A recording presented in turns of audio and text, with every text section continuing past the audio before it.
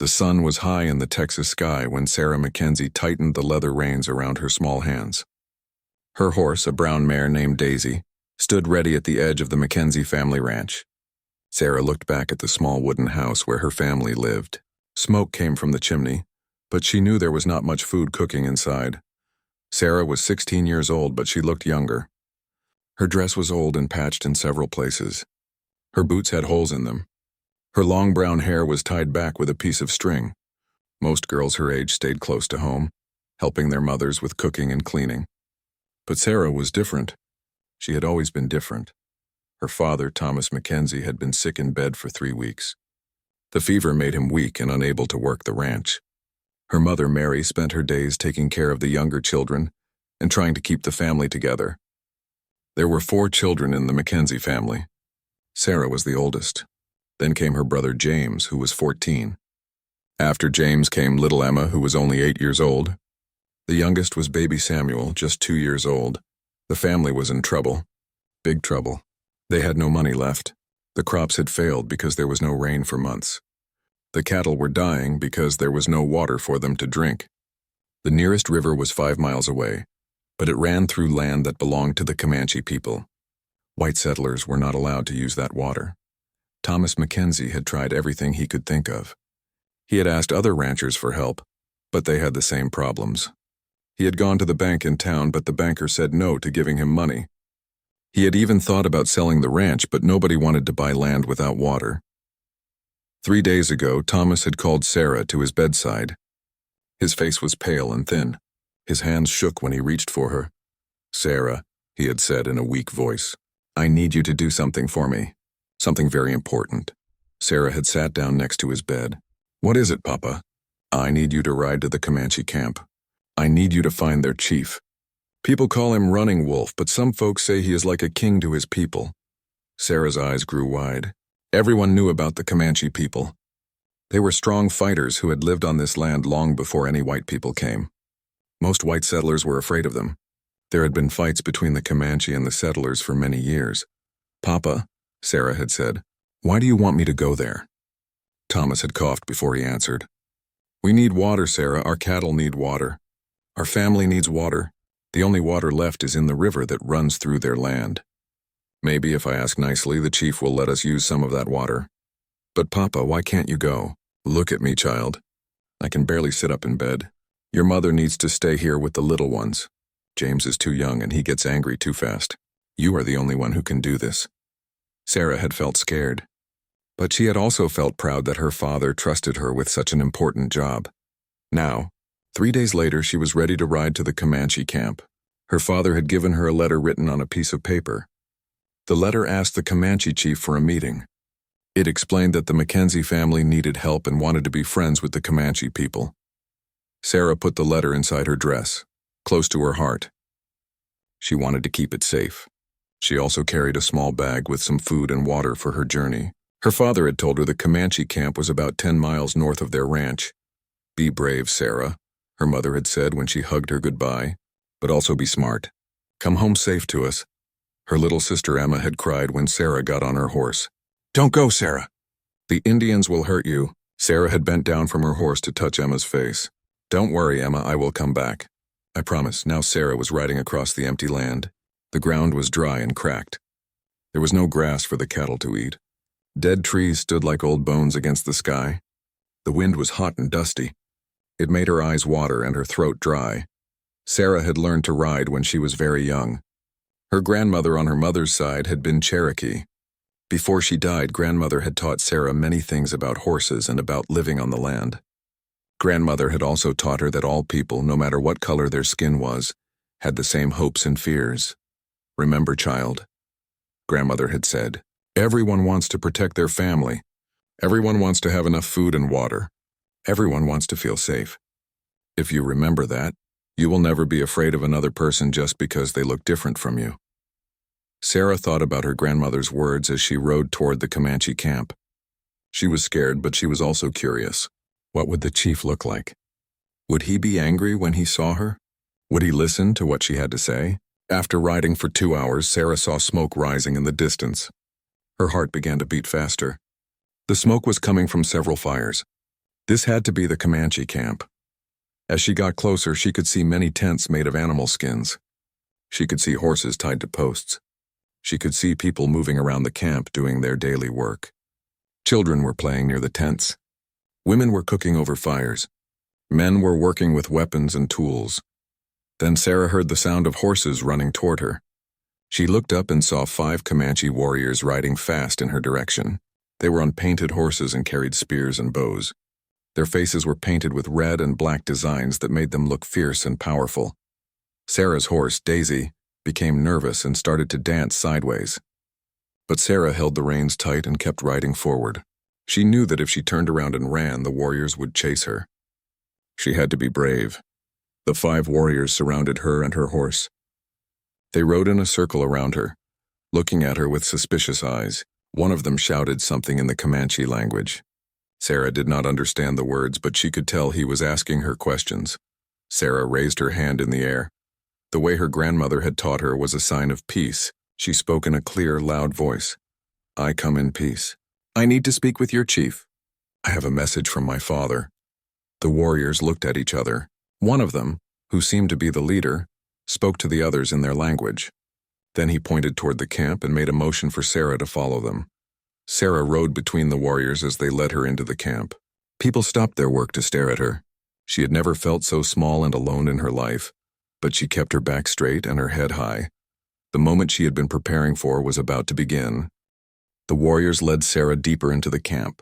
She tried to look calm, but her heart was beating so fast she thought everyone could hear it. Children ran alongside her horse, pointing and talking in excited voices. Some of the women stopped their cooking to watch her pass by.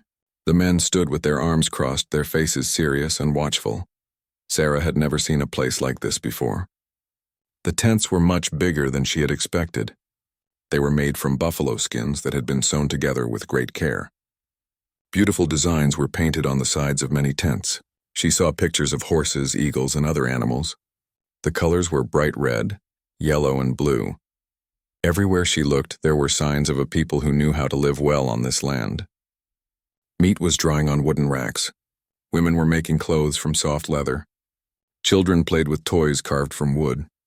Horses grazed nearby, and Sarah could see they were strong and healthy. The warrior who seemed to be the leader stopped his horse in front of the largest tent in the center of the camp. This tent was different from all the others. It was decorated with more paintings and had long feathers hanging from the top. Sarah knew this must be where the chief lived. The warrior got down from his horse and walked to the entrance of the tent. He called out something in the Comanche language. A voice answered from inside the tent. The warrior spoke again, and Sarah heard him say something that sounded like her name. Then the tent flap opened and a man stepped out. Sarah had to catch her breath. This was not what she had expected at all. The man who came out of the tent was tall and strong, but he was not old like she had thought a chief would be. He looked to be about 30 years old. His black hair was long and braided with beads and small bones. He wore leather pants and a shirt that was decorated with beautiful beadwork. Around his neck was a necklace made of bear claws and silver pieces, but it was his face that surprised Sarah the most. He had paint on his cheeks and forehead, but underneath the paint she could see that he was handsome. His eyes were dark brown and very intelligent. When he looked at her, she felt like he could see right into her thoughts. This had to be Running Wolf, the chief her father had told her about. Running Wolf walked slowly around Sarah's horse, looking at her from every side. He did not seem angry or worried. Instead, he seemed curious, like he was trying to figure out a puzzle. The other people in the camp had gathered around to watch what would happen. Finally, Running Wolf spoke. His English was good, though he had an accent that was different from any Sarah had heard before. "So," he said in a voice that was deep and smooth, "a white child comes to my camp. A girl child, riding alone across dangerous land. Tell me, young one, are you lost?" Sarah found her voice, though it came out smaller than she wanted it to. "No, sir. I am not lost. I came here on purpose. I came to find you." Running Wolf raised one eyebrow. Some of the people around them laughed quietly. Sarah felt her face get hot with embarrassment, but she did not look down. "You came to find me?" Running Wolf said. "And why would a white settler's daughter want to find the man your people call a savage?"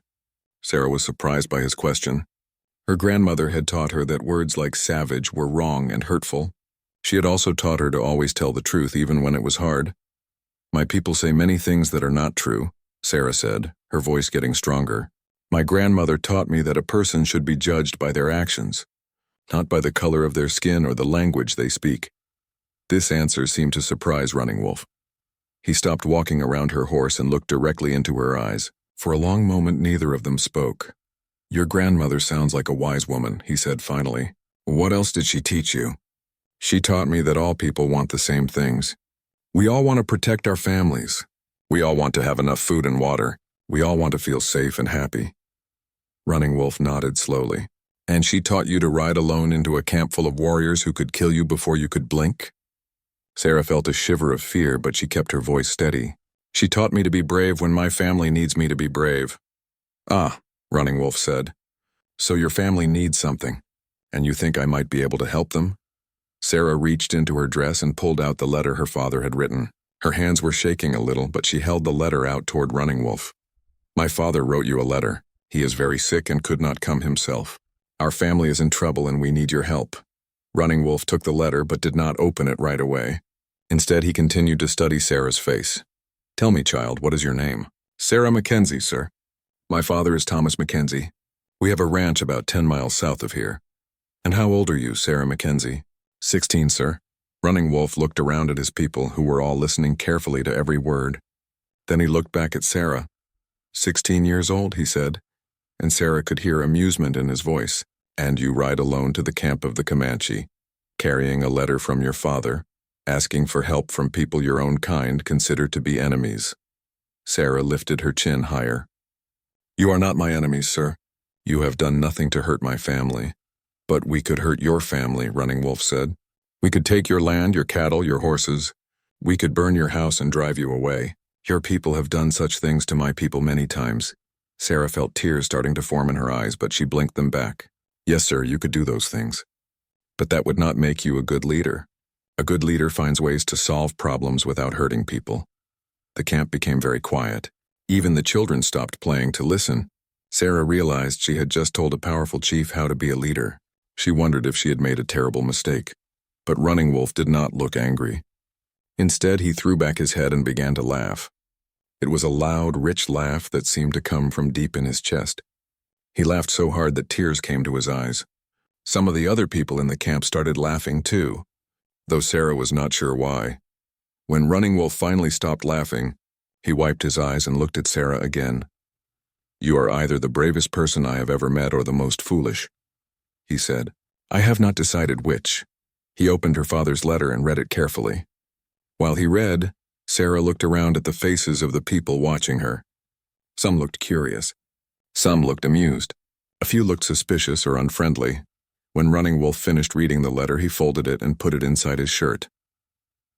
Your father asks for permission to bring his cattle to our river for water, he said. He also asks for a meeting to discuss peace between our peoples. Yes, sir. Running Wolf was quiet for a moment, thinking. Then he looked at Sarah with a smile that was not entirely friendly. And he sends his 16-year-old daughter to deliver this message, thinking that her youth and innocence will soften my heart. Sarah felt a flash of anger. My father did not send me because I am young or innocent. He sent me because I am the only one in my family who could make this trip, and because he trusts me to do it right. Is that so? Running Wolf said. And what makes you think you can do it right? What makes you think you can speak for your father and your people? Sarah took a deep breath. This was the most important moment of her life, and she knew it. Because I am not afraid of you, she said in a clear, strong voice, and because I believe you are not the kind of man who would hurt someone who comes to you honestly, asking for help. Running Wolf stared at her for a long time. The whole camp was silent, waiting to see what he would do. Then Sarah said the words that would change everything. You need to come with me. The silence that followed was so complete that Sarah could hear her own heartbeat. Running Wolf's eyes grew wide with surprise. Then once again he began to laugh, but this time his laughter was different. It was not mocking or amused. It was the laughter of someone who had just heard something so unexpected and bold that he could not help but be impressed. Did you just tell me, he said when he could speak again, that I need to come with you? Sarah's face was red, but she nodded. Yes, sir. If you want to help my family and make peace between our peoples, you need to come with me to meet my father." Running Wolf laughed again, shaking his head in amazement. "Little Sarah Mackenzie," he said, "you are definitely the most interesting visitor I have ever had." Running Wolf stopped laughing and became very serious. He walked closer to Sarah's horse until he was standing right next to her. When he spoke, his voice was quiet, but everyone in the camp could hear him. "You want me to come with you, little Sarah Mackenzie," he said. "But tell me, why should I trust you? Why should I leave my people and ride to your father's ranch? How do I know this is not a trap?" Sarah looked down at him from her horse. She could see that he was testing her, trying to see if she would become afraid or change her mind, but Sarah had come too far to give up now. "Because if it was a trap, I would not have come alone," she said. "If my people wanted to hurt you, they would have sent many men with guns. They would not have sent one girl with nothing but a letter." Running Wolf nodded slowly. "That is true. But there is still the question of whether you are worthy to ask such things of me. Among my people, when someone asks for a great favor, they must prove they deserve it." Sarah felt her stomach tighten with worry. "What do you mean?" "I mean that if you want me to come with you, you must first show me that you are brave enough and strong enough to earn my respect. Words are easy, little Sarah. Anyone can say brave things. But actions show who a person really is."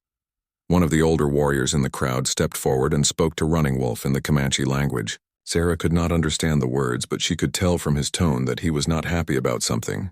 Other warriors joined the conversation and their voices grew louder. Sarah sat quietly on her horse, waiting and listening.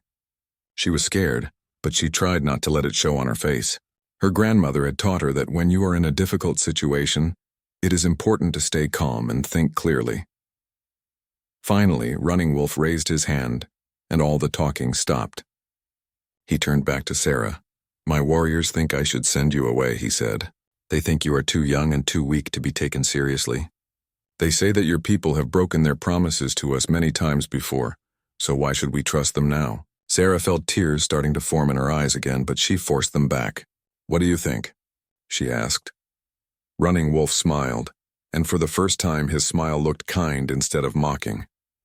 "I think you have more courage than most grown men I have known. But courage alone is not enough. If you want me to take your father's request seriously, you must prove that you understand what it means to face danger and hardship." "How can I prove that?" Running Wolf was quiet for a moment, thinking. Then he spoke to his people in their language.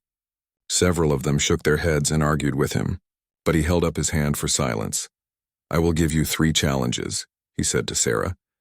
"If you can complete all 3, I will come with you to meet your father. If you fail any one of them, you must leave my camp and never return." Sarah's mouth felt dry, but she nodded. "I accept." "Good. But first you must understand what you are agreeing to. These are not games for children. They are tests that we give to our own young warriors when they want to prove they are ready to become adults. Some who try these challenges get hurt. Some fail and are ashamed for the rest of their lives." Sarah thought about her family back at the ranch. She thought about her father lying sick in bed, and her mother trying to take care of everyone. She thought about little Emma and baby Samuel and how they would suffer if the family lost the ranch. "I understand," she said. "What are the 3 challenges?" Running Wolf walked to the center of the open area in front of his tent. He gestured for Sarah to bring her horse closer. "The first challenge is the test of horsemanship," he said in a loud voice so everyone could hear. "You must ride bareback across the canyon and back without falling off or letting your horse stumble. The path is narrow and dangerous, with rocks that can cut you and cliffs that can kill you if you fall." Sarah looked toward where he was pointing and saw a narrow trail that led toward a deep canyon in the distance. Even from far away, she could see how treacherous the path looked. "The second challenge," Running Wolf continued, "is the test of tracking and hunting. You must follow the trail of a wolf through the wilderness and bring back proof that you found where it sleeps. You must do this alone with no help from anyone else." Sarah had never tracked a wolf before, but her grandmother had taught her how to read animal signs and follow tracks. She hoped that knowledge would be enough. "The third challenge is the test of courage. You must face a charging buffalo and show no fear, even when death is running straight at you." This time, Sarah could not hide her fear. Her eyes grew wide and she felt her hands start to shake. A buffalo was one of the most dangerous animals on the plains. Even grown men were afraid of them. Running Wolf saw her fear and nodded. "Now you understand what you have agreed to." These challenges have been used by my people for many generations. They test not just your body but your mind and your spirit. Many of our own young men fail them." Sarah looked around at all the faces watching her. She saw doubt in most of their eyes. They expected her to change her mind and right away. Some of them probably hoped she would. But Sarah thought again about her family. She thought about the dried-up cattle and the empty water barrels. She thought about how her father had trusted her with this important mission. "When do I start?" she asked. Running Wolf's eyebrows rose in surprise. "You still want to do this?" "Yes." "Even though you might get hurt or killed?" "Yes." Running Wolf studied her face for a long moment. Then he turned to his people and spoke in their language. Sarah heard several of them gasp or exclaim in surprise. "Very well," Running Wolf said. "You will begin at sunrise tomorrow. Tonight you will be our guest. You will eat with us and sleep in safety. Tomorrow we will see what kind of person Sarah Mackenzie really is." An older woman came forward and spoke to Running Wolf. He nodded and then turned back to Sarah. "This is Singing Bird, my aunt. She will take care of you tonight. She will give you food and a place to sleep." Singing Bird smiled at Sarah and motioned for her to get down from her horse. Sarah slid down from Daisy's back, and her legs almost gave out under her. She had been so tense and scared that her muscles had become stiff and sore. Singing Bird took Sarah's hand and led her toward a smaller tent near the edge of the camp. She spoke to Sarah in English that was slower and more careful than Running Wolf's. "You are very brave, child," she said, "but also very foolish. Do you know how dangerous these challenges are?" Sarah nodded. "I know, but I have to try." Singing Bird stopped walking and turned to look at Sarah. Her face was kind but worried. "Why?" she asked. "Why is this so important to you? Why would you risk your life for your father's letter?" Sarah felt tears coming to her eyes, and this time she let them fall. "Because my family is dying," she said quietly. "My father is sick. My mother is weak from worry and hunger. My little brother and sister ask me every day when things will get better, and I don't know what to tell them. If I can't get help for them, I don't know what will happen to us." Singing Bird nodded slowly. "I see, you love your family very much." "Yes, ma'am, more than anything." Singing Bird was quiet for a moment. Then she put her arm around Sarah's shoulders. "Then I will help you get ready for tomorrow," she said. "I cannot make the challenges easier, but I can teach you some things that might help you succeed." They reached the tent, and Singing Bird opened the flap for Sarah to go inside. The tent was warm and comfortable, with soft furs on the ground and a small fire in the center. "Sit," Singing Bird said. "I will bring you food, and then we will talk about what you must do tomorrow." As Sarah sat down by the fire, she realized that for the first time since leaving home, she did not feel completely alone. Singing Bird was being kind to her, even though Sarah was a stranger from a different people. Maybe, she thought, there was hope after all. But first, she had to survive 3 challenges that could kill her. Outside the tent, she could hear the voices of the Comanche people talking about her and what would happen tomorrow. Some sounded excited, others sounded worried. Sarah closed her eyes and tried to imagine herself succeeding at all 3 challenges. She tried to imagine riding back home with Running Wolf beside her, bringing hope to her family. But every time she tried to picture it, all she could see was the dangerous path across the canyon, the wolf tracks in the wilderness, and the massive buffalo charging straight at her. Tomorrow would be the most important day of her life. She just hoped she would live through it. Sarah woke up before sunrise. She had not slept well. Every time she closed her eyes, she saw images of herself falling off cliffs or being trampled by buffalo.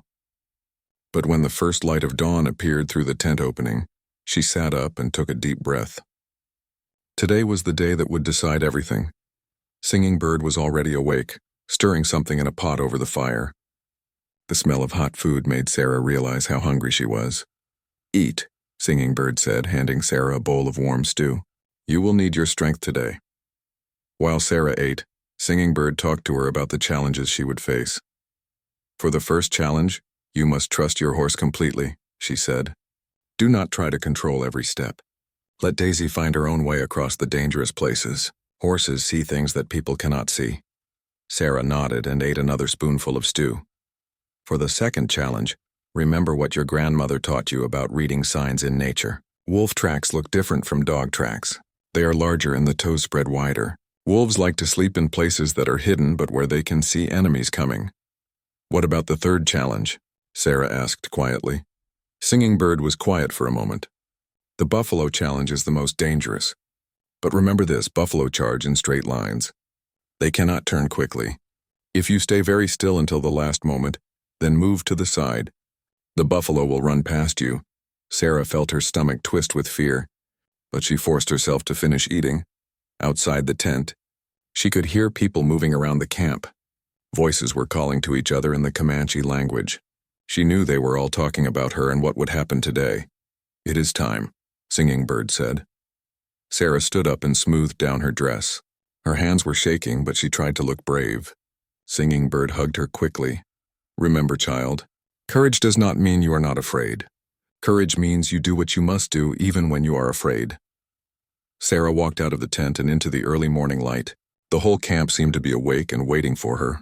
Men, women, and children had gathered in groups, all watching to see what the white girl would do. Running Wolf stood near his tent, dressed in full war paint and feathers. He looked like a king, Sarah thought. A king who was about to watch her either prove herself or fail completely. Are you ready, Sarah Mackenzie? He called out. Yes, sir. Running Wolf gestured toward where several warriors were holding horses. Choose your horse for the first challenge. Sarah looked at the horses and shook her head. I want to use my own horse, Daisy. Some of the warriors laughed and said things in their language that Sarah could not understand. But she could tell from their tone that they thought she was making a mistake. Their horses are trained for difficult riding, Running Wolf said. Your horse is used to flat ranch land. Are you sure? I'm sure. Daisy and I understand each other. Running Wolf shrugged. Very well. Bring your horse. Sarah walked over to where Daisy was tied. She put her arms around the horse's neck and whispered in her ear, We have to do this together, girl. I need you to be brave and smart and careful. Can you do that for me? Daisy nickered softly and nuzzled Sarah's shoulder, as if she understood. One of the warriors brought Sarah a rope halter to put on Daisy instead of the leather bridle she usually used. Sarah's saddle was taken away. She would have to ride bareback with nothing but the rope halter to guide her horse. The first challenge begins now, Running Wolf announced in a loud voice. Sarah Mackenzie must ride to the far side of Devil's Canyon and back. She must not fall off her horse, and her horse must not stumble or refuse to go forward. If she completes this challenge, she may try the second one. Sarah took hold of Daisy's mane and pulled herself up onto the horse's back. Without a saddle, she had to grip tightly with her legs to stay on. It felt strange and dangerous. The crowd of people followed as Sarah rode toward the canyon. When they reached the edge, Sarah looked down and felt dizzy. The canyon was much deeper than it had looked from far away. The path across it was barely wide enough for one horse. On both sides were sharp rocks and a drop that would mean certain death if she fell. You may change your mind, Running Wolf said, riding up beside her on his own horse. No one will think less of you. Sarah looked at him and shook her head. I'm going. She pressed her legs gently against Daisy's sides, and the horse began to walk forward onto the narrow path. Sarah tried not to look down at the bottom of the canyon far below. Instead, she focused on a point on the far side where she needed to go. The path was even more dangerous than it looked. In some places, rocks had fallen and made the way very narrow. In other places, the path sloped downward, and Sarah had to lean back to keep from sliding off Daisy's neck. Halfway across, Daisy suddenly stopped. Sarah could feel the horse trembling beneath her. There was a place ahead where part of the path had broken away, leaving a gap that they would have to jump. Sarah leaned forward and patted Daisy's neck. I know you're scared, girl. I'm scared too, but we can do this together. She closed her eyes for a moment and thought about her family. Then she opened her eyes and gently nudged Daisy forward. The horse took 3 quick steps and jumped across the gap. For a moment, Sarah felt like they were flying. Then Daisy's hooves hit the ground on the other side and they were safe. The crowd watching from the canyon edge cheered loudly. Sarah felt a burst of pride and confidence. She and Daisy could do this. The rest of the way across the canyon was still difficult, but Sarah began to feel more comfortable riding bareback. She learned to move with Daisy's motion instead of fighting against it. When they reached the far side of the canyon, Sarah raised her hand in the air to show she had made it. Now she had to come back. The return trip was harder because now she knew exactly how dangerous the path was. But she also knew that she and Daisy could handle it. When they jumped the gap the second time, Sarah actually smiled. When they finally reached the starting point, the whole crowd was cheering and clapping. Even some of the warriors who had laughed at her before were nodding with approval. Running Wolf rode up to her with a look of surprise on his face. "Well done, Sarah Mackenzie. You have passed the first challenge. Are you ready for the second?" Sarah slid down from Daisy's back. Her legs were shaking and she was covered with dust and sweat. But she felt stronger than she had ever felt in her life. "I'm ready. For the second challenge." Running Wolf led Sarah to the edge of the camp where the grassland met an area of hills and thick trees. "Yesterday, one of our scouts saw a large wolf drinking from the stream that runs through those hills.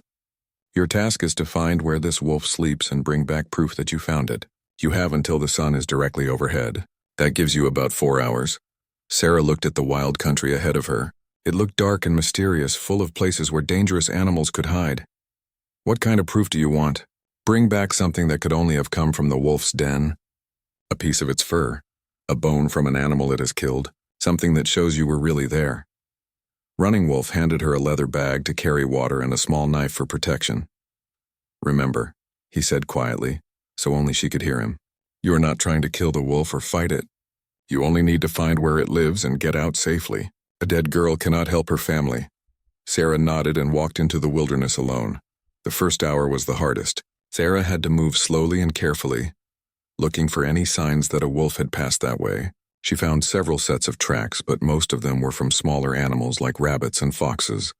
Then, near a muddy spot by the stream, she found what she was looking for. The tracks were definitely from a wolf.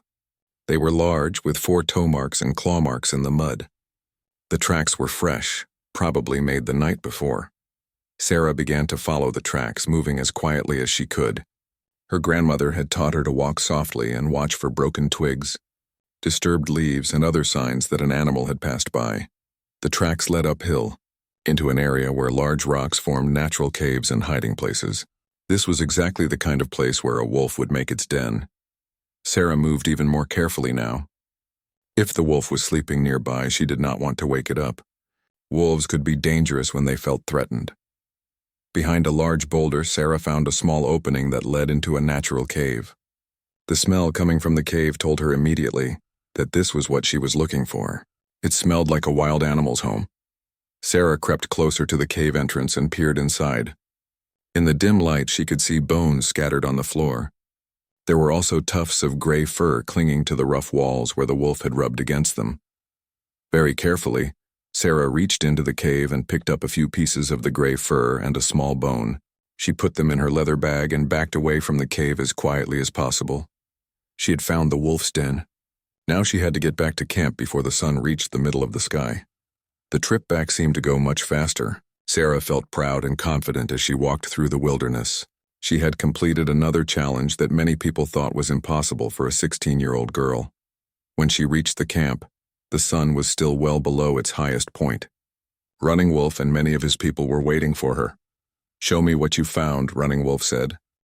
The third challenge took place in a large, flat area about a mile from the main camp. Several warriors had gone ahead to prepare everything. When Sarah arrived with Running Wolf and the crowd of people following them, she saw something that made her blood run cold. A huge buffalo bull was tied to a thick post in the center of the field. The animal was massive, with curved horns as long as Sarah's arms and muscles that rippled under its dark brown fur. It was pawing the ground and snorting, clearly angry about being tied up. "This is Thunderhoof," Running Wolf said. "He is the largest and strongest buffalo bull we have ever captured alive. He has killed 2 men who tried to ride him, and he has never been defeated." Sarah stared at the enormous animal and felt her knees go weak. "What exactly do I have to do?" "You must stand in that circle." Running Wolf pointed to a small area marked with stones about 50 feet away from the buffalo. "When I give the signal, my warriors will cut the rope that holds Thunderhoof. He will charge straight at you. You must not move from the circle until he is close enough that you could touch him. Only then may you step aside. If you run too early or if you leave the circle before the buffalo reaches it, you will have failed the challenge." Sarah looked at the circle of stones. It seemed impossibly small. She looked at the buffalo, which seemed impossibly large. She tried to remember what Singing Bird had told her about buffalo charging in straight lines, but her mind felt frozen with terror. "I need a moment," she said quietly. Running Wolf nodded. "Take all the time you need. But remember, once you step into that circle, there is no stopping the challenge.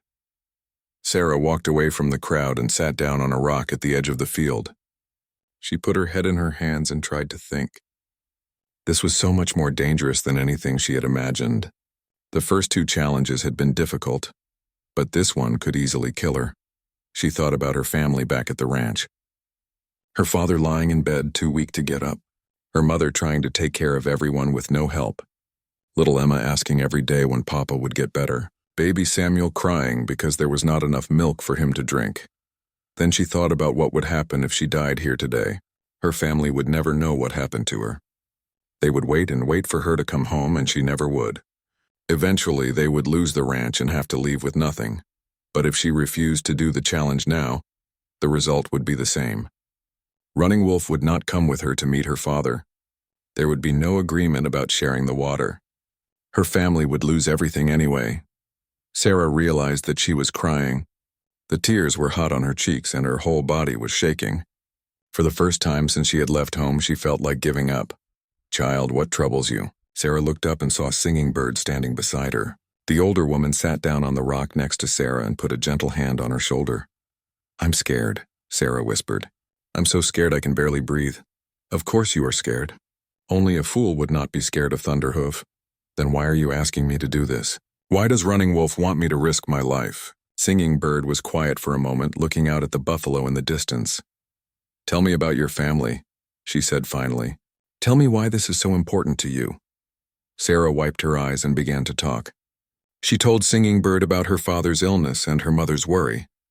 She talked about how the drought had killed their crops and how their cattle were dying of thirst. She described little Emma's frightened face and baby Samuel's hungry cries. "We had a good life before," Sarah said. "Papa worked hard and Mama kept the house nice. We had enough food and clean clothes and plans for the future. But now everything is falling apart and I don't know how to fix it."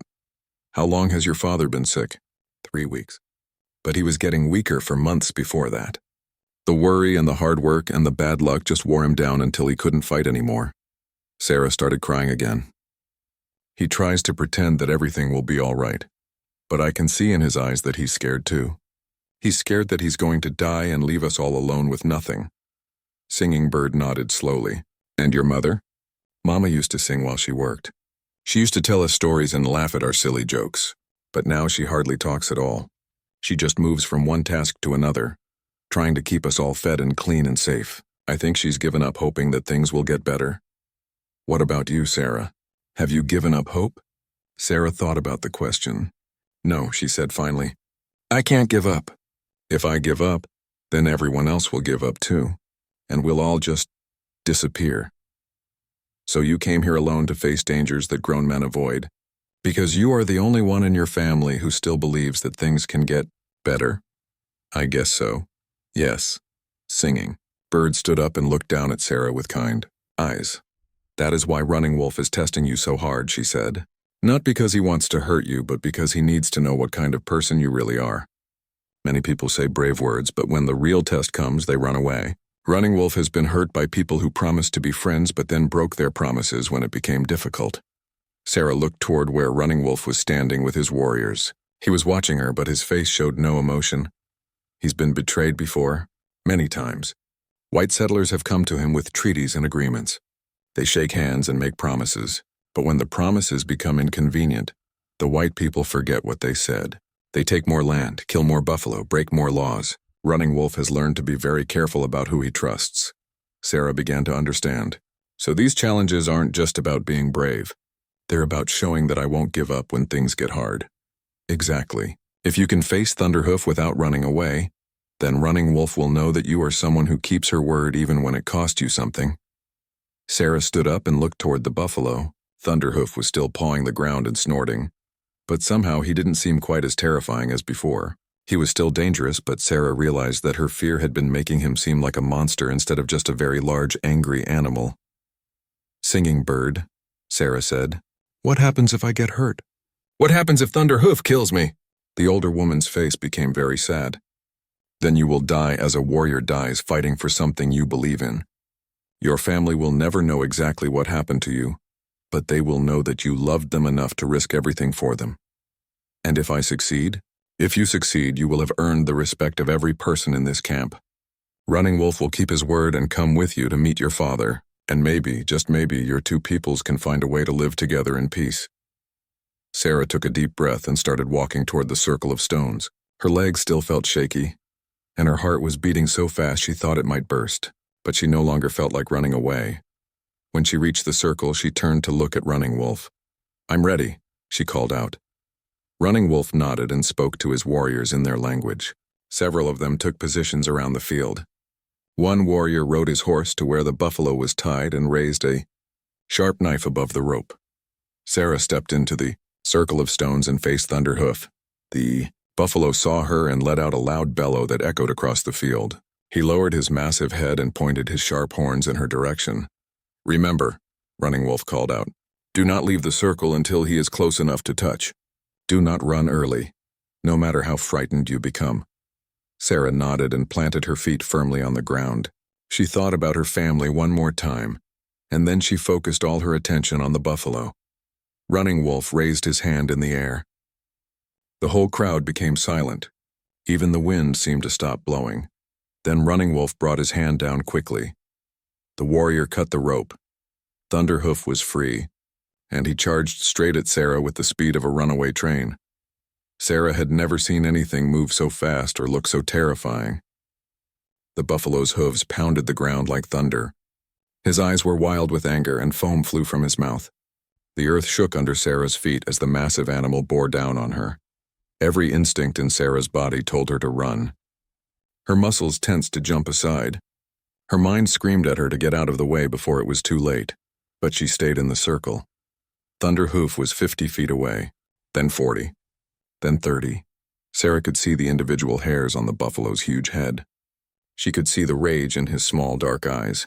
She could smell the wild animal scent of him 20 feet, 15, 10.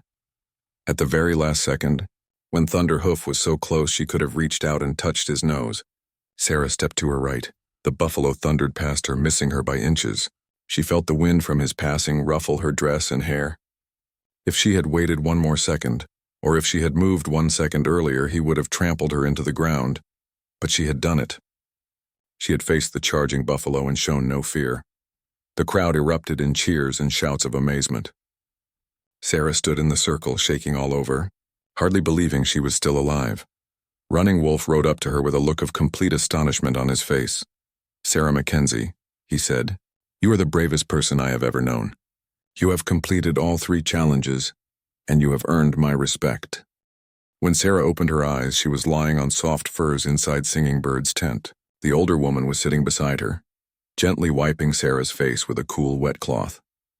"How long was I asleep?" Sarah asked weakly. "Only a few minutes, child. You fainted from exhaustion and fear, but you are all right now." Sarah tried to sit up, but her body felt like it was made of water. "Did I really do it? Did I really complete all 3 challenges?" Singing Bird smiled. "Yes, you did. The whole camp is talking about the brave white girl who faced Thunderhoof and did not run away. Many of our own warriors have never been able to do what you did today." Sarah felt a warm glow of pride, but it was mixed with something else. Relief. It was over, and she was still alive. "What happens now?" Before Singing Bird could answer, the tent flap opened and Running Wolf entered. He had washed the war paint from his face, and without it he looked younger and less frightening. He sat down across from Sarah and looked at her with something that might have been respect. "Sarah Mackenzie," he said formally, "you have proven that you are worthy of my attention. I will honor my promise and come with you to meet your father." Sarah felt tears of joy come to her eyes. "Thank you. Thank you so much. But first," Running Wolf continued, "you must rest and eat. You have been through a great ordeal today, and you will need your strength for the journey ahead." Singing Bird brought Sarah a bowl of hot soup and some bread made from corn. As Sarah ate, Running Wolf told her about the preparations for their trip. "I will bring 2 of my best warriors with me, for protection. We will also bring gifts for your family, to show that we come in friendship. But you must understand this is only the beginning. Meeting with your father does not mean we will reach an agreement." "I understand," Sarah said, "but at least we'll have a chance to talk." Running Wolf was quiet for a moment. "Tell me about your father. What kind of man is he?"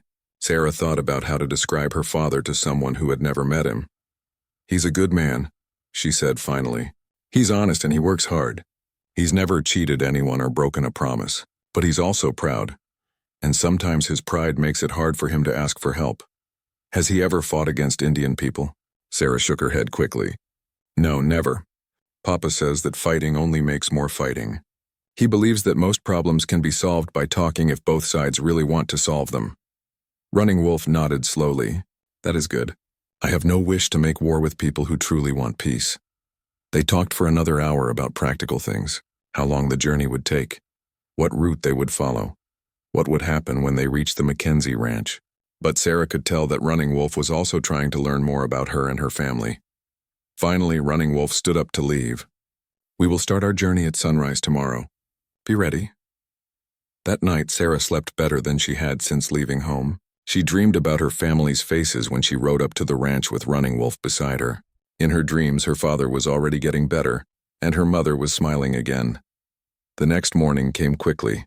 Sarah woke up to find that Singing Bird had prepared new clothes for her. The dress was made of soft deer hide and decorated with beautiful beadwork. It was much finer than anything Sarah had ever owned. I cannot accept this, Sarah said. It's too beautiful. It is a gift, Singing Bird replied firmly. You cannot meet with chiefs and warriors wearing a torn dress. You must look like the important person you have proven yourself to be. When Sarah walked outside the tent, she found that the whole camp had gathered to see her off. Children ran up to touch her new dress. Women smiled and spoke to her in their language, even though she could not understand the words. Even the warriors who had seemed suspicious of her before nodded respectfully as she passed. Running Wolf was waiting with the horses. He had brought 3 warriors with him instead of the 2 he had mentioned. He was dressed in his finest clothes with eagle feathers in his hair and a necklace of silver and turquoise around his neck. Are you ready, Sarah Mackenzie? He asked. I'm ready. They mounted their horses and rode out of the camp. As they traveled, Sarah noticed that Running Wolf was watching her carefully. It was as if he was still trying to decide what to think about her. After they had been riding for about an hour, Running Wolf brought his horse closer to Sarah's. I have been thinking about yesterday, he said, about the challenges and what they showed me about you. What do you mean? I mean that most people, when they face great danger, think only about themselves. They think about their own safety, their own survival. But yesterday, even when you were terrified, you were thinking about your family. Every choice you made was about helping them, not about protecting yourself. Sarah had not thought about it that way, but she realized he was right. My family needs me, she said simply. Yes, they do. But there are many people whose families need them, and they still choose the easy path instead of the brave one. You chose the brave path. They rode in comfortable silence for a while. The sun was warm on Sarah's back, and she began to feel hopeful for the first time in weeks. She was going home, and she was bringing help with her. Running Wolf, she said eventually. Can I ask you something? You may ask. Why did you really agree to come with me? Was it just because I completed the challenges? Running Wolf was quiet for a long time before he answered. No, he said finally. The challenges were important, but they were not the real reason. Then what was the real reason? Running Wolf looked out at the empty land around them. Because you reminded me of someone I used to know. Who? My sister. Her name was Morning Star, and she was about your age when she died. She had the same kind of courage you have, the same willingness to sacrifice herself for people she loved. Sarah heard sadness in Running Wolf's voice. What happened to her? She was killed by white soldiers who attacked our camp while most of our warriors were away hunting. She could have run and saved herself, but she stayed to help the children and old people escape. She died protecting others just as you were willing to die yesterday to help your family. Sarah felt tears come to her eyes. I'm sorry. It was 5 years ago. I have never stopped grieving for her, and I have never stopped hating the soldiers who killed her. But yesterday, when I watched you face Thunderhoof, I remembered that not all white people are like those soldiers. Some, like you, have honor. They rode on, and Sarah began to understand that this journey was about more than just helping her family. It was about 2 different peoples trying to find a way to trust each other despite years of violence and misunderstanding. Running Wolf, she said, what will happen if my father and your people can't agree on terms for sharing the water? Then we will part as friends, but there will be no alliance. Your family will have to find another solution to their problem, and if we can agree. Running Wolf smiled, and for the first time since she had met him, his smile looked completely genuine. Then maybe we can prove that different peoples can live together in peace. Maybe we can show that there is a better way than fighting and killing and driving each other away.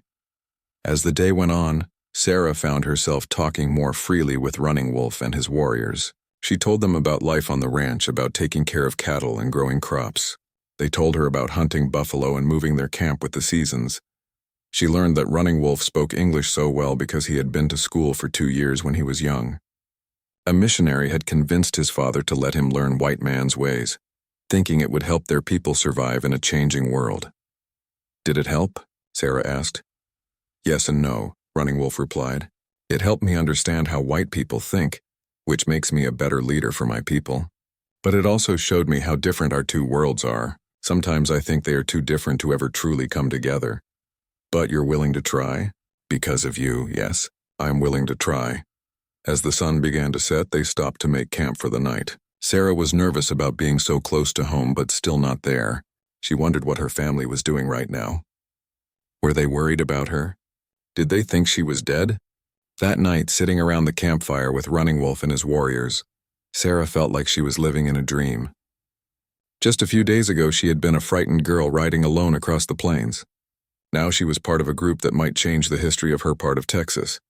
Tomorrow we will reach your family's ranch, Running Wolf said, as they prepared to sleep. Yes, Sarah replied, and then we'll see if a sick rancher and a Comanche chief can find a way to be friends. Running Wolf smiled in the firelight. We will see, Sarah Mackenzie. We will see. But as Sarah lay down to sleep under the stars, she felt more hopeful than she had in months. Whatever happened tomorrow, she had already accomplished something amazing. She had brought two worlds together, even if only for a few days. Now everything depended on what her father and Running Wolf would say to each other when they finally met face to face. Sarah saw the smoke from her family's chimney long before she could see the house itself. Her heart began to beat faster as they rode over the last hill before the Mackenzie ranch. She had been gone for 4 days, but it felt like a lifetime. There, she said, pointing ahead. That's our ranch. Running Wolf and his 3 warriors stopped their horses and looked down at the small wooden house and barn in the valley below. Sarah could see her family's few remaining cattle gathered around the nearly empty water trough. The sight made her chest feel tight with worry. It is smaller than I expected, Running Wolf said quietly. We're not rich people, Sarah replied, but it's a good home. As they rode down the hill toward the house, Sarah saw her mother come out onto the front porch. Even from a distance, Sarah could see her mother's hand go to her mouth in surprise when she saw the group of riders approaching. Mama, Sarah called out, urging Daisy to go faster. Mary Mackenzie ran down from the porch and caught Sarah as she jumped down from her horse. They hugged each other tightly, and Sarah could feel her mother crying. Oh, Sarah, thank God you're safe. We were so worried when you didn't come back the first night. Your father wanted to ride out looking for you, but he was too weak to get out of bed. I'm fine, Mama, and I brought help. Sarah stepped back and gestured toward Running Wolf and his warriors, who had dismounted but remained a respectful distance away. This is Running Wolf, the Comanche chief. He came to meet with Papa. Mary Mackenzie looked at the 4 Comanche men with a mixture of fear and amazement. She had never seen Indians dressed in their finest clothes, with feathers and beads and painted faces. They looked both magnificent and frightening. Are you sure they're friendly? She whispered to Sarah. Yes, Mama. Running Wolf is an honorable man. He kept his word and came with me. At that moment, the front door of the house opened and Thomas Mackenzie appeared. He was leaning heavily on a walking stick, and his face was pale and thin. But he had dressed in his best clothes, and his eyes were alert and intelligent. Sarah ran to her father and hugged him carefully. Papa, you shouldn't be out of bed. I couldn't stay in bed when my daughter returns home with Comanche chiefs, Thomas said with a weak smile. Besides, I'm feeling a little stronger today. Running Wolf stepped forward and spoke in a clear, formal voice. Thomas Mackenzie, I am Running Wolf, chief of the Southern Comanche. Your daughter came to my camp and asked me to meet with you. She has proven herself to be a person of great courage and honor. Thomas looked at Sarah with surprise and pride. What did she do? She completed 3 warrior challenges that most grown men cannot complete. She rode across Devil's Canyon, tracked a wolf to its den, and faced a charging buffalo without running away. Mary Mackenzie gasped and grabbed Sarah's arm. Sarah, you could have been killed. But I wasn't, Mama. And now Running Wolf is here to talk with Papa about sharing the water rights. Thomas Mackenzie straightened his shoulders and walked slowly toward Running Wolf. When he was close enough, he held out his hand. Chief Running Wolf, you are welcome in my home. Thank you for bringing my daughter back safely. Running Wolf looked at the offered hand for a moment, then clasped it firmly. Your daughter brought herself back safely. I merely followed where her courage led. Come inside, Thomas said. My wife will prepare food and we can talk about our people's futures. The inside of the Mackenzie house was simple but clean. Mary had done her best to make everything look nice for their important visitors. The wooden table had been covered with her best tablecloth, and she had picked the last flowers from her garden to put in a jar in the center. Emma and little Samuel peeked out from behind their mother's skirt, staring with wide eyes at the Comanche men. Running Wolf smiled at them and spoke a few words in his own language that made them giggle, even though they didn't understand what he was saying. As they sat around the table, Running Wolf's warriors placed several items on the floor. These were the gifts he had mentioned bringing. These are tokens of friendship, Running Wolf explained.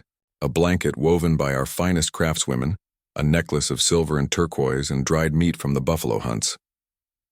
Mary Mackenzie looked overwhelmed by the generosity. We don't have gifts to give you in return. Your daughter's courage was gift enough, Running Wolf replied. And your willingness to welcome us into your home shows that you are people of honor. Thomas Mackenzie poured water for everyone, and then began the serious conversation. Chief Running Wolf, my family is in desperate need. Our crops have failed because of the drought. Our cattle are dying because they have no water to drink. The nearest water is the river that runs through your people's land. Running Wolf nodded. I understand your need, but you must understand our position as well. For many years, white settlers have taken our land without asking. They have killed our buffalo, cut down our trees, and polluted our streams. Why should we trust you when so many others have broken their promises? Because I am not like those others, Thomas said firmly. I came to Texas to build something good for my family, not to take things that belong to other people. I am willing to pay fairly for the right to use water that flows through your territory. What do you mean by pay fairly? Thomas had clearly thought about this question. I can offer you cattle, 20 head now and 10 more each year for as long as we use the water. I can also offer you a share of any crops we are able to grow with the water. Running Wolf considered this offer. Cattle and crops are useful, but they are not our main concern. We need assurance that your people will not bring more settlers onto our land. We need promises that your children and their children will honor the agreements we make today. Sarah listened to the two men talk and realized how complicated this negotiation was. Both sides had good reasons for their positions, but they also had fears and suspicions built up over many years of conflict. Papa, Sarah said quietly, may I say something? Thomas looked surprised but nodded. Of course, Sarah looked at both men. I think the real problem is that your peoples don't know each other. White settlers think Indians are savage and dangerous. Indians think white settlers are greedy and dishonest. But I've spent time with Running Wolf's people, and they're not savage. And you've met my family now, and we're not greedy or dishonest. She took a deep breath and continued. What if we could find a way for our peoples to get to know each other better? What if some of the Comanche children could learn to read and write English, and some of the white children could learn about Comanche ways? What if we had regular meetings to solve problems before they become fights? Both Thomas and Running Wolf stared at Sarah in amazement. She had just suggested something that no one in Texas had ever tried before.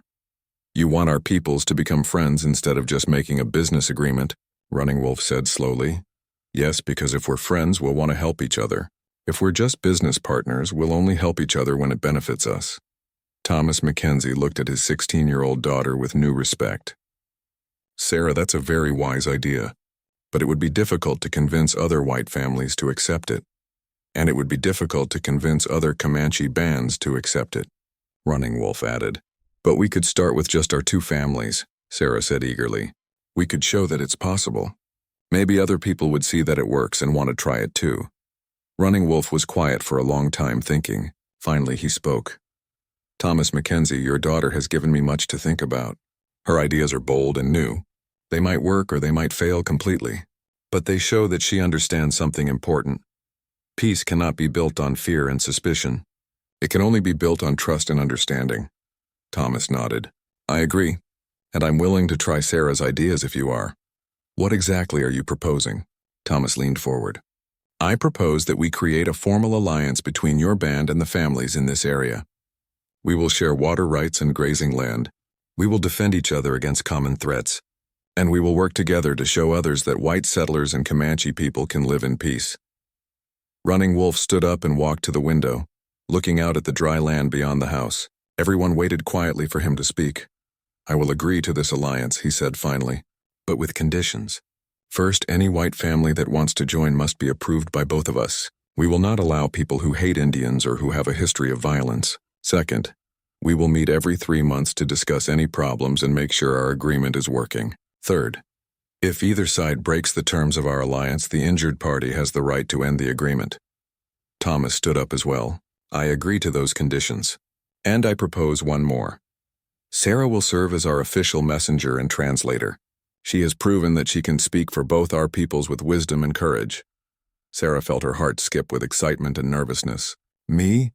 But I'm just 16 years old. Age does not matter when someone has proven their worth, Running Wolf said. I would be honored to have Sarah Mackenzie as our voice of peace. They spent the rest of the day working out the details of their agreement. By the time the sun set, they had created something entirely new in Texas history. A formal peace alliance between white settlers and Comanche people, based on friendship rather than fear. 50 years later, an elderly woman sat on the porch of a large house overlooking the Rio Grande Valley. Her hair was white as snow, but her eyes were still bright and intelligent. Children played in the yard in front of her, some with light skin and some with dark skin, all of them laughing and speaking in both English and Comanche. This was Sarah Mackenzie Running Elk, now 76 years old. She had taken the name Running Elk when she married Two Bears, the son of Chief Running Wolf, in a ceremony that joined not just two people but two cultures in a bond that had lasted for decades. Grandmother, tell us the story again, called out a young boy with his mother's blue eyes and his father's dark hair. Tell us about the time you rode into the Comanche camp all by yourself. Sarah smiled and patted her lap. The boy, whose name was Thomas after his great-grandfather, climbed up beside her. Soon other children gathered around her chair, eager to hear the story they had heard many times but never grew tired of. Well, Sarah began, her voice still strong despite her age. It was the summer of 1875, and I was just 16 years old. Our family was in terrible trouble. As she told the story, Sarah looked out at the thriving community that had grown up around the original Mackenzie Ranch. Where once there had been only her family's small wooden house, now there was a proper town with schools, churches, stores, and homes for more than 200 families. The town was called Harmony, and it was unlike any other place in Texas. White families and Comanche families lived side by side, sharing resources, knowledge, and traditions. The children grew up speaking both languages and learning both ways of life. But grandmother, interrupted a little girl named Morning Star, weren't you scared when you saw the big buffalo? Oh, I was terrified, Sarah laughed. I was so scared I could barely stand up. But being brave doesn't mean you're not afraid. Being brave means you do what needs to be done even when you're afraid. The children nodded solemnly.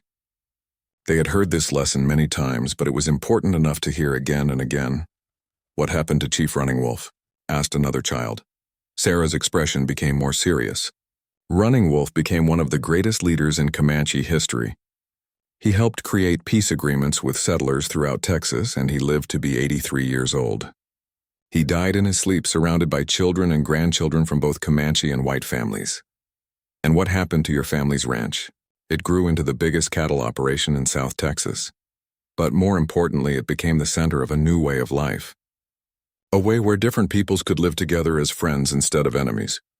One of the older children, a serious-faced boy named James, raised his hand. Grandmother, our teacher says that not everyone in Texas liked what you and Running Wolf did. He says some people tried to stop the alliance. Sarah nodded. That's true, James.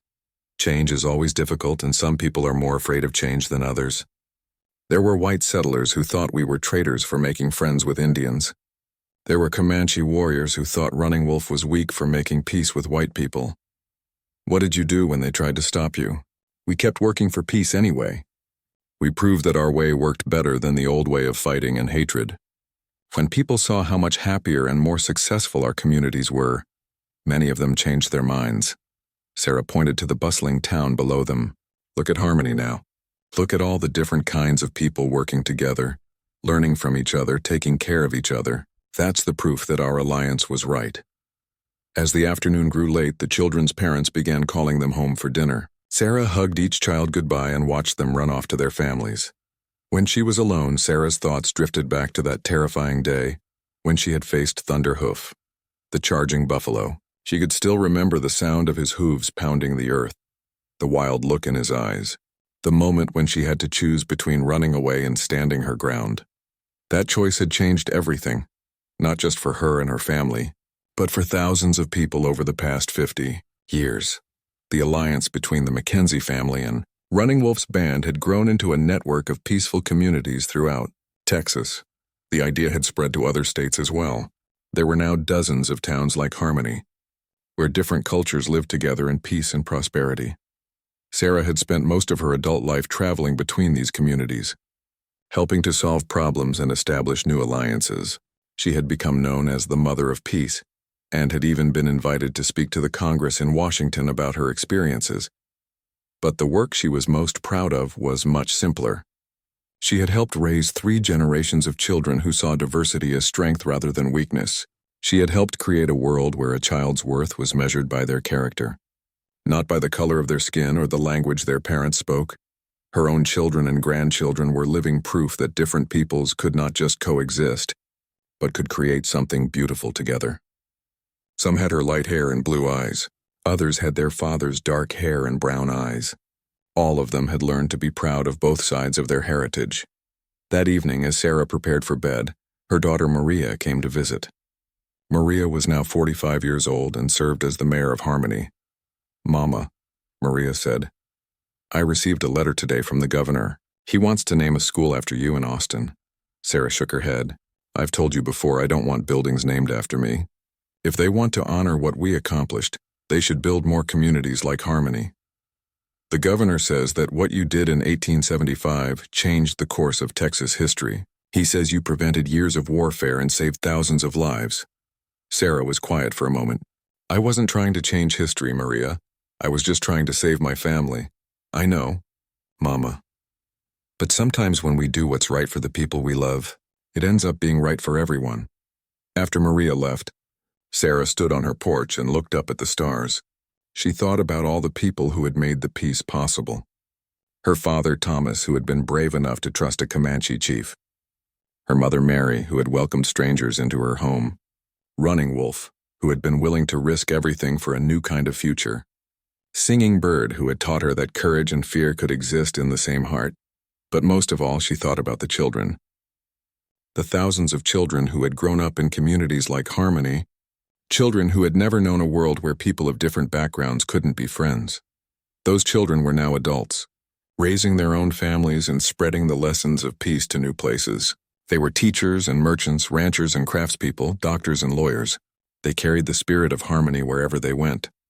As Sarah prepared to go inside, she heard the sound of young voices singing in both English and Comanche. A group of teenagers was walking through town, heading home after an evening of music and dancing. Their song was about friendship and hope and the beauty of differences. Sarah smiled and whispered a prayer of gratitude. She had been blessed to live long enough to see her impossible dream become reality. The scared 16-year-old girl who had ridden alone across the plains had somehow helped create a better world.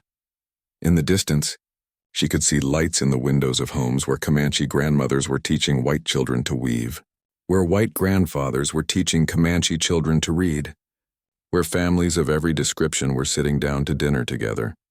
This was the legacy of that day when a country girl had looked a Comanche king in the eye and said, "You need to come with me." This was what courage could accomplish when it was mixed with love, wisdom, and hope. As Sarah finally went inside and closed the door behind her, she knew that the work of peace would continue long after she was gone. The children and grandchildren would carry it forward, and their children after them. The alliance that had begun with one desperate girl and one wise chief would live forever in the hearts of people who believed that different didn't have to mean enemy, and that the best way to solve problems was to work together. The country girl had become a bridge between worlds, and that bridge would stand for generations to come.